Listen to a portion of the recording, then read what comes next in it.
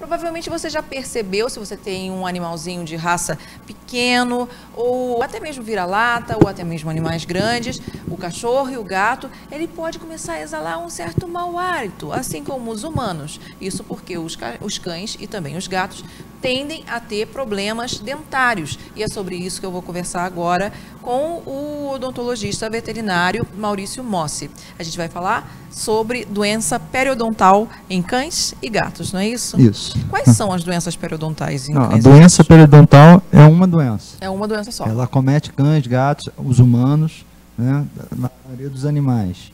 Né? Ela é causada pela placa bacteriana que se forma naturalmente sobre os dentes. Né? E sobre essa placa bacteriana vai se acumulando alimentos, minerais da saliva e formando o famoso tártaro. Né? O tártaro não é a doença, o tártaro é um sintoma da doença, uma fase da doença. Né? Que a gente vê quando o bichinho começa a ficar com aquele dente mais fica com o dente amarelado, né? Quando o dente começa a ficar amarelado, ele está acumulando a placa bacteriana. Quando começa a ficar mais escurecido, você vê aquela placa, parece uma pedra por cima do dente, né?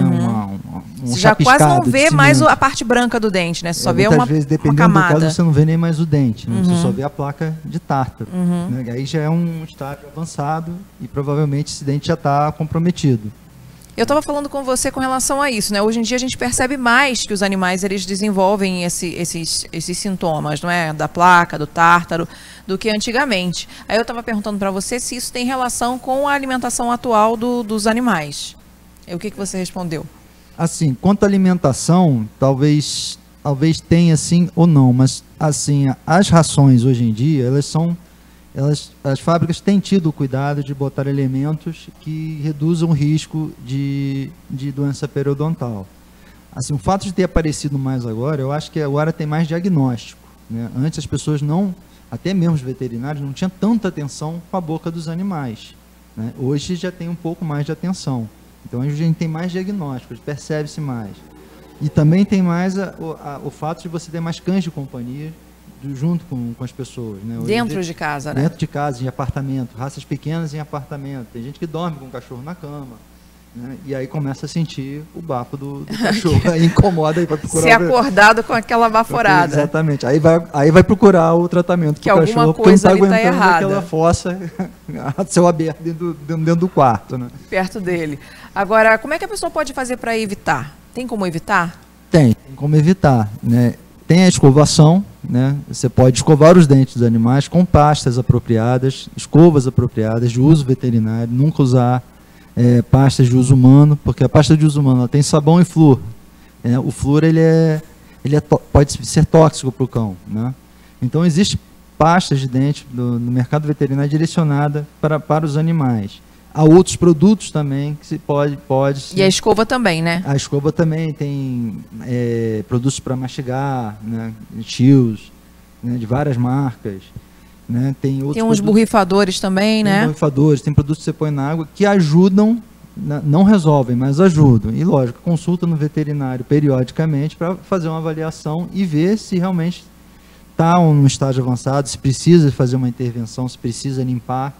Né, se tem dentes a extrair ou se a profilaxia feita em casa está sendo eficaz. Agora, precisa ser todo dia a escovação? O ideal seria, né, ou o mínimo de 3 vezes por semana. Né, porque a placa bacteriana leva de 24 a 48 horas para se organizar sobre o dente. E quando você escova o dente, você desorganiza a placa bacteriana. Então ela vai ter todo o trabalho de novo para se reorganizar, né, para voltar a causar o dano.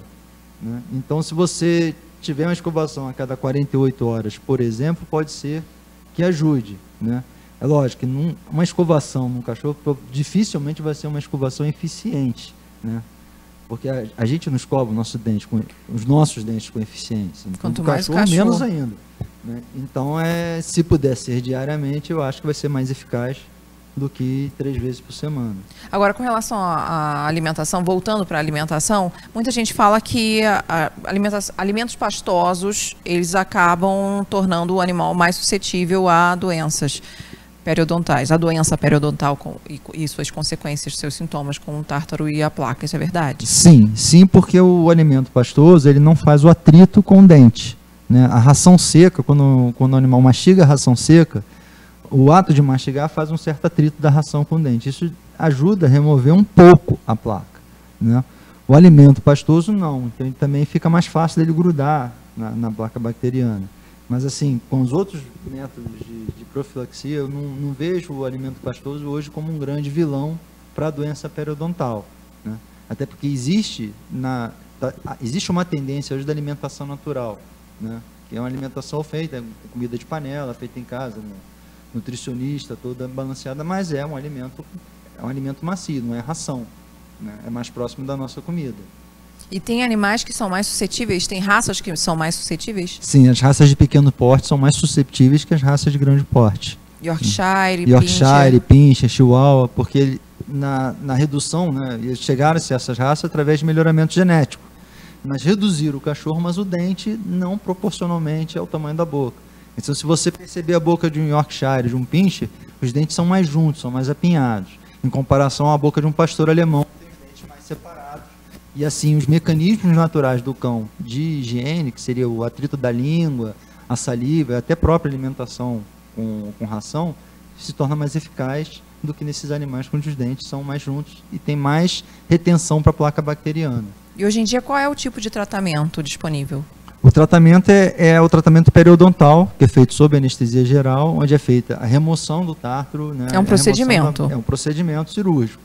Né, a remoção do tártaro, a remoção da placa bacteriana, né, a extração de dentes que já estejam comprometidos, né, porque essa é a forma de você conseguir frear a doença, né, estabilizar ela, na verdade. Ela não tem cura porque as bactérias estão na boca e você não tem como eliminar as bactérias da boca, até porque elas são importantes, de certa forma, né?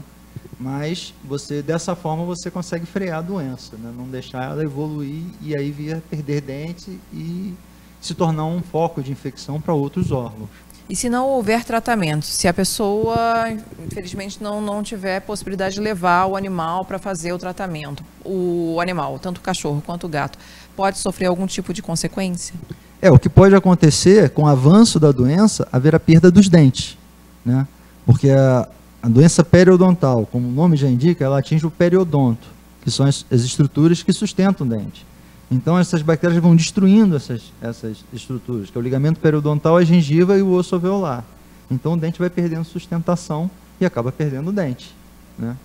Além de ser um foco de infecção para outros órgãos, porque assim como nos humanos, né? Assim como nos humanos, fica aquele foco de bactéria na boca. Então, se esse paciente ele tem uma inflamação em outro lugar do organismo, no rim, um fígado, um coração, que é mais comum, as pericardites bacterianas, né?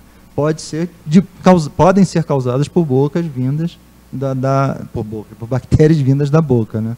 Da doença periodontal.